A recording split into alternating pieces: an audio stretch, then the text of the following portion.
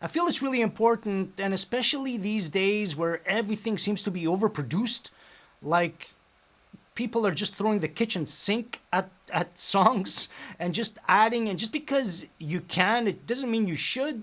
Just because you have a bunch of instruments or virtual instruments or plugins, it doesn't mean you gotta pile them on into your song. So I really want to have a look at this song because it's pretty simplistic, but again, it is pretty, in my opinion, very full in the way that it presents itself. So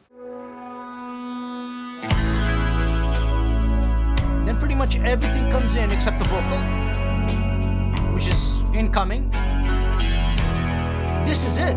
This is the arrangement of the song. You're listening to everything right now.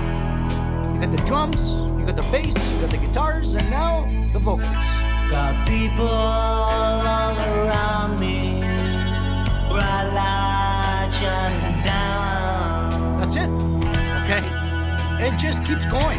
The bridge, the drums build up slowly. You can even see it here. The deeper we get into the song, the more they build up. It's just a dream in my Bass guitar throughout the whole song, vocals for most of it, and I believe it when I look and the guitars. in your eyes. These come in later. That's it. There's one guitar here. It sounds big though, around me. and the reason is because of this, especially this. If you get rid of that, right? Big difference. For a little while, by my You little don't need much.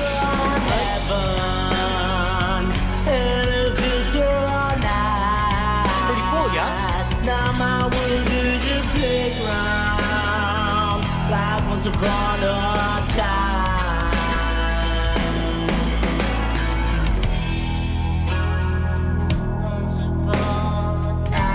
You don't need much. I think that's the moral of the story. That's what I'm trying to impart. It doesn't have to be like full on. Sounds of laughter surround me. It's easy. And footsteps in the stars.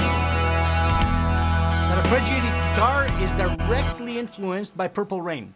I wanted to get the same type of sound of the guitar that is in that song, So, and it's pretty close, but it's just simple. And I was inspired by that song and also inspired by the production of that song. Very simple. You got your drums, your bass, your guitar, and your vocal. And it just and you use some production techniques to fill it out. Like these effects that I'm using. But again, it's not a lot going on here. But it takes a little bit of doing to get it all to blend and to be, to fit properly. But as far as arrangement goes, it doesn't have to be this convoluted, complicated arrangement. So all you need to do is just basically get a feel for the song, have a vision in your head. You should be able to hear, what you want it to sound like. And if you're not quite sure, get like reference tracks. Reference tracks are amazing to sort of get a good, viewpoint and a good general idea of the direction that you want to go in. And then you can just import the reference track into your DAW, into your session, and just have it down here muted. I don't have one in here, but you could easily import it, a WAV file or MP3, whatever you have it muted, and then just A/B. Just have a listen to it. Just make sure that it's out of the master. You can do that with the routing, that's anyway. Depending on the DAW you have, you can go into the routing of it and make sure that it's not going into the master track and it's not being affected by this, okay? But anyway, this is the basic setup and arrangement of basically a pop rock song, which is what this is.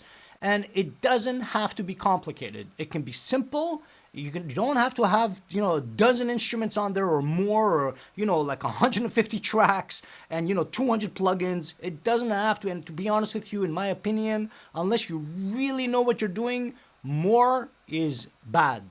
Okay, the more stuff you add there, the worse it's going to sound. So it's really important to keep it minimal and keep it sounding great and just focus on the song and what the song needs. Okay? So I hope that helps arrangement-wise, guys. Hope you guys have a fantastic week, and I'll see you next time.